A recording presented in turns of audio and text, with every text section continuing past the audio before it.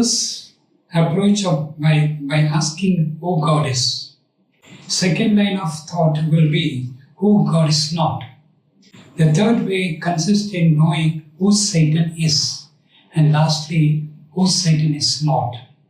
The existence of many religions does not mean that God is present in all of them. Someone who likes to be either neutral or likes not to want to take a risk will say that God is one, but He is also present in every religion. They say that there are many paths to reach God, and all of them lead to the same one true God.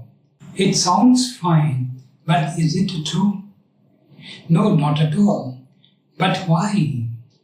I am sharing some of the reasons to elucidate this point. Let us think with an open mind to know how these deities deceive their followers and how vastly these deities are different from the one true God. The sad truth is that Hindus do not know that they are being deceived. To know who these deities actually are, let us reflect on whether their life, activities and teaching of these deities are in harmony with what they claim to be. Let truth speak. Since God is the source of all truth, there is nothing wrong in saying full truth, even if it hurts others or disagreed by a group of people. Truth is about what people subjectively think and feel.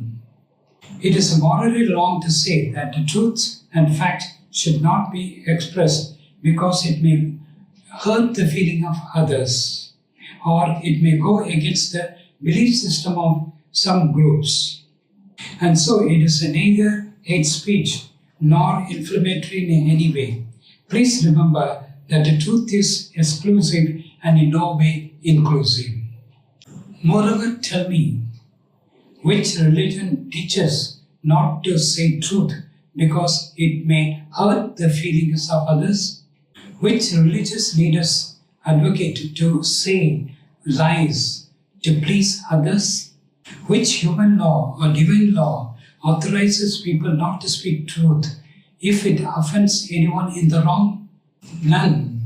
But unfortunately, in our days, the concept of love and respect for all is wrongly interpreted and weaponized to such an extent that one cannot speak truth even if someone is in the wrong. If someone tries to point out the inherent mistakes, it is branded as hate speech. When truth is spoken, how can it become offensive or hate speech? None. It cannot be. Or they are trying to muffle the voice of truth and reasoning? Of course they are. Now we pass on to the next topic.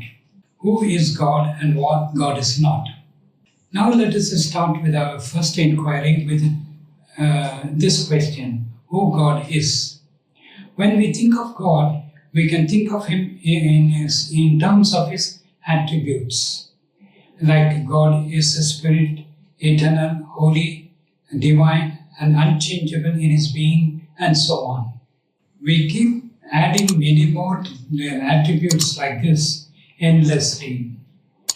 But for our purpose here, it suffices to know that with His omnipotent power, He can do all that is intrinsically good and cannot do what is intrinsically evil. That is, it is impossible for Him to do anything wrong. He cannot do it Himself, nor He can help anyone to do evil acts. God is not partially good and partially evil, or partially this and partially that. Whatever He is, He exists in His entirety. Next, we ask, is it possible for God to have both good and evil nature in Himself? No, it cannot be, because as we know that God is essentially good. Being omnipotent does not involve the ability for God to go against His own nature. He cannot be good and evil either simultaneously or intermittently, Just like a square cannot be a circle at the same time. See, a circle is a circle. It cannot be a circle and square at the same time. Or you take the example of a fountain, which cannot gush out both good water and bitter water at the same time from the same opening. In the same way, only an evil force can do evil things and God can do only good things.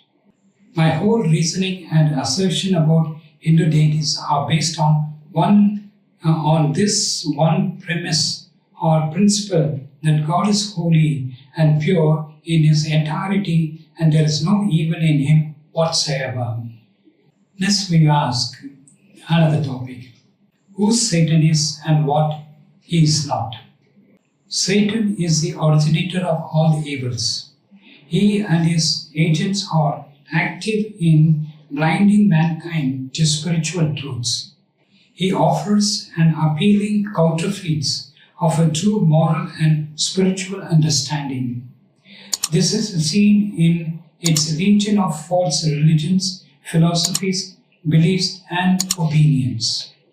Satan defies God and masquerades as an angel of light, hides the actual truth about true God, and desires to be worshipped, honored, and glorified like God. To sum up, we can say that God is not what Satan is, and Satan is not what God is. Satan is diametrically opposite of what God is. Next we pass on to another topic. The link between all false deities and Satan. We have already seen that real God cannot do evil by himself because it is contrary to his very nature. Since God cannot do evil, which evil forces are used in black magic and in any other evil acts? See, black magic is an evil act. Okay, let us see what is happening there. To know what evil forces are at play here, let us visit the place of any magician in India who performs black magic. To everyone's surprise, we will find magicians invariably using and praying to their fallen deities. They are the following deities, okay? Brahma, Vishnu, Shiva, Rama, Krishna, Nataraja, Pasupati, Ganapati, Ayyappa, Hanuman, Muruga, Sheshanaga, Kali, Bhadrakali, Durga, Parvati, Saraswati, Lakshmi, and many other avatars of these deities. These deities are used in black magic, witchcraft, spells, evocation, necromancy, occult, formula of magical incantation, and so on. So these actions and these rituals are intrinsically evil.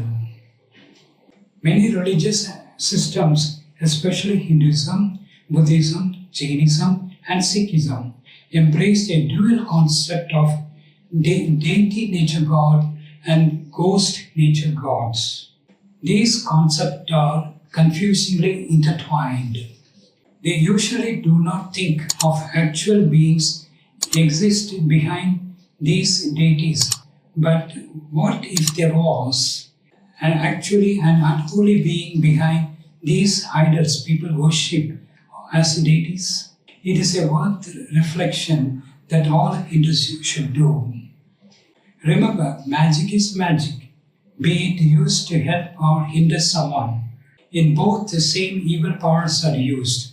That means both these groups and witches themselves use these same evil powers. These facts said so far clearly show the link among Hindu deities, Satan, and black magic are beyond any doubt. It will help us to understand and probe further. Are these deities really unholy spirits in disguise? Yes, they are. It is a soul-searching question. Your enlightenment of a spiritual truth depends on what kind of answer you come up with. Keep thinking deeply about it.